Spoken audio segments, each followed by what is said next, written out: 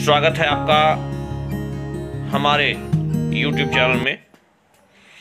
आइए आज के वीडियो में हम लोग कला और संस्कृति से संबंधित कुछ महत्वपूर्ण प्रश्नों को देखते हैं और हम प्रश्नों के सीधे उत्तर आपको बताएंगे। कई बार आप लोगों का कमेंट आया हुआ है कि जो है प्रश्नों का पूरा विकल्प मत पढ़िए, सीधे उत्तर बता दीजिए। तो हम अपने कुछ वीडियो में इसी तरह प्रश्नों का उत्तर देंगे, अर्थात प्रश्न पढ़ेंगे और सीधे उसका उत्तर दे देंगे। तो आइए इस कड़ी में देखते हैं। हमारा पहला प्रश्न है, लोक नृत्य लंबाड़ी किस राज्य से संबंधित है? तो दोस्तों यह लोक नृत्य आंध्र प्रदेश से संबंधित है। हमारा अगला प्रश्न है, यात्रा कहाँ का लोक नृत्य है? कहाँ का लोक नृत्य का तात्पर्य भारत के किस राज्य का प्रमुख लोक नृत्य यात्रा है? तो इसका सही उत्तर है पश्चिम बंगाल। यह पश्चिम बंगाल का प्रमुख लोक नृत्य है। हमारा अगला प्रश्न है, कीर्तन कहाँ का लोक नृत्य है? तो यह पश्चिम बंगाल का लोक नृत्य है। हमारा अगला प्रश्न है, गिद्धा जो एक नृत्य का रूप है किस राज्य से संबंधित है? तो इसका सही उत्तर है पंजाब। हमारा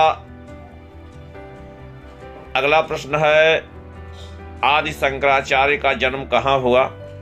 दोस्तों शंकराचार्य का जन्म कलादि में हुआ।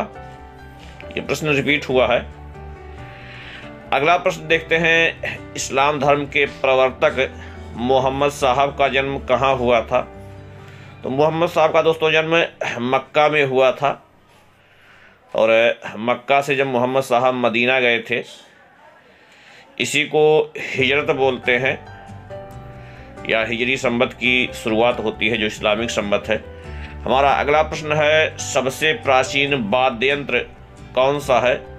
तो इसका सही उत्तर है वीणा। वीणा सबसे प्राचीन वाद्य यंत्र है।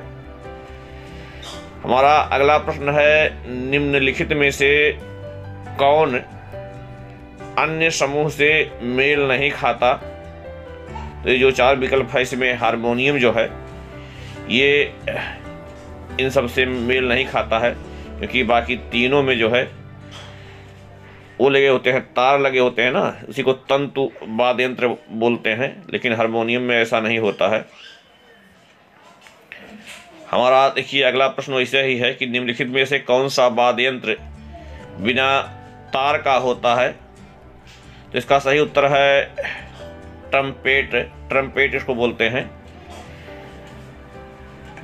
हमारा अगला प्रश्न है, निम्नलिखित में से कौन सुशिर वाद्य यंत्र है? तो इसका सही उत्तर है बांसुरी। हमारा अगला प्रश्न है, निम्नलिखित में से कौन तंत्री वाद्य यंत्र है? थोड़ा सा ध्यान दीजिएगा, तो ये आपका संतूर है, ये तंत्री वाद्य यंत्र कहलाता है। और अगला प्रश्न है, मृदंगम होता है, तो ये दो मुंह वाला एक ढोल होता है। ढोल का साइज होता है लेकिन आकार थोड़ा सा बड़ा होता है ढोल की अपेक्षा। अगला हमारा प्रश्न है, संगीत यंत्र सितार का आविष्कार किसने किया? तो इसका सही उत्तर है अमीर खुसरो। इन्होंने बीड़ा और तंबूरा मिल करके सितार बनाया था। हमारा अगला प्रश्न है, निम्नलिखित में से कौन मुगल शासक बीड़ा वादन के लिए प्रसिद्ध था? तो इसका सही उत्तर है औरंगजेब। औरंगजेब दोस्तों बीड़ा बजाया करता था और अकबर नक्कारा बजाने में माहिर था। हमारा अगला प्रश्न है, मुगल सम्राट अकबर, अच्छा प्रश्न आगे है, मुगल सम्राट अकबर किस वाद्य यंत्र को बहुत ही कुशलता से बजाता था? तो इसका सही उत्तर है नक्कारा। ये नक्कारा स्पेशली नौटंकी जो उत्तर प्रदेश का प्रमुख नाट्य लोक नृत्य है उसमें बजाया जाता है। और इसमें नौटंकी उत्तर प्रदेश में मुख्यतः नौटंकी की दो शैली है, एक हाथरस शैली है और दूसरा कानपुर शैली है। और हाथरस शैली ही मूल नौटंकी है, जिसके प्रणेता भिखारी ठाकुर थे। इन्हें भोजपुरी का शेक्सपियर भी कहा जाता है।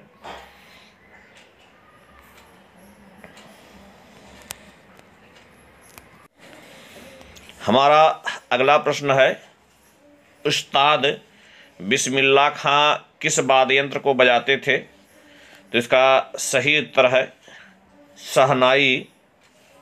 इनको भारत रत्न का सम्मान भी मिला हुआ है। अगला प्रश्न है, मल्लिराज सस्तिपाल के महल में मृत्यु हुई किसकी?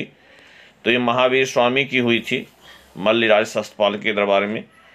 और महावीर स्वामी के अलावा महात्मा बुद्ध का जो है पावा में, सारी नहीं पड़रौना में जो है उनकी मृत्यु हुई थी, एक चुंद नामक लोहार के यहाँ भोजन करने से। हमारा अगला प्रश्न है, भारतीय पुनर्जागरण आंदोलन के पिता कौन थे? तो इसका सही उत्तर है राजा राम मोहन राय। हमारा अगला प्रश्न है, अमजद अली खान निम्नलिखित में से किस वाद्य यंत्र से संबंधित है? तो इसका सही उत्तर है सरोद। अगला हमारा प्रश्न है, विलायत खां किस वाद्य यंत्र से संबंधित हैं? तो सही उत्तर है सितार। हमारा अगला प्रश्न है, नीरू स्वामी पिल्लई संबंधित हैं? और इसका सही उत्तर है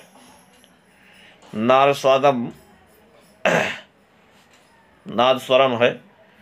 हमारा अगला प्रश्न है, यश बालचंद्रन किस वाद्य यंत्र से संबंधित है? तो इसका सही उत्तर है बीड़ा से। हमारा अगला प्रश्न है, हरिप्रसाद चौरसिया ने किस क्षेत्र में प्रसिद्धि अर्जित की थी? तो यह है बांसुरी वादन। हमारा अगला प्रश्न है, मल्लिराज सस्तिपाल के दरबार में मृत्यु हुई? तो ये महावीर स्वामी हैं।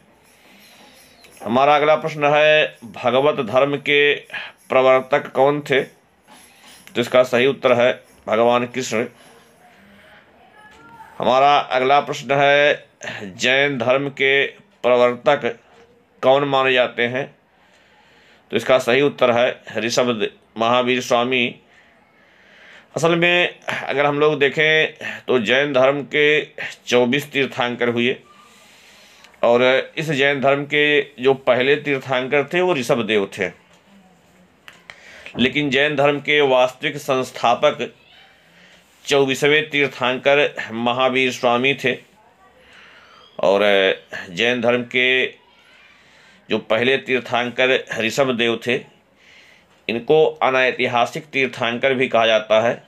और इस जैन धर्म के पहले ऐतिहासिक तीर्थंकर जो थे वो ऋषभ देव के ना होकर के वो पार्श्वनाथ थे। यानी 23वें तीर्थंकर पार्श्वनाथ पहले ऐतिहासिक तीर्थंकर थे, और महावीर स्वामी जैन धर्म के वास्तविक संस्थापक अर्थात 24वें तीर्थंकर थे। हमारा अगला प्रश्न है, बौद्ध धर्म के प्रवर्तक कौन थे? तो इसका सही उत्तर है गौतम बुद्ध, जिनके बचपन का नाम सिद्धार्थ था।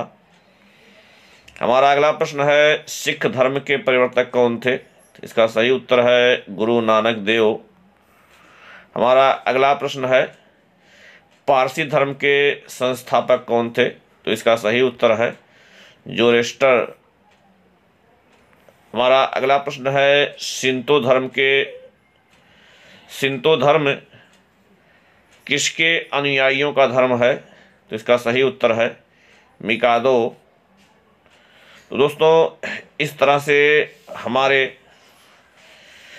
30 प्रश्न कला और संस्कृति से हम लोगों ने देखा, और अगले वीडियो में हम लोग और प्रश्नों को देखेंगे। इस वीडियो में बस इतना ही। हमसे जुड़ने के लिए आप सबका बहुत बहुत धन्यवाद।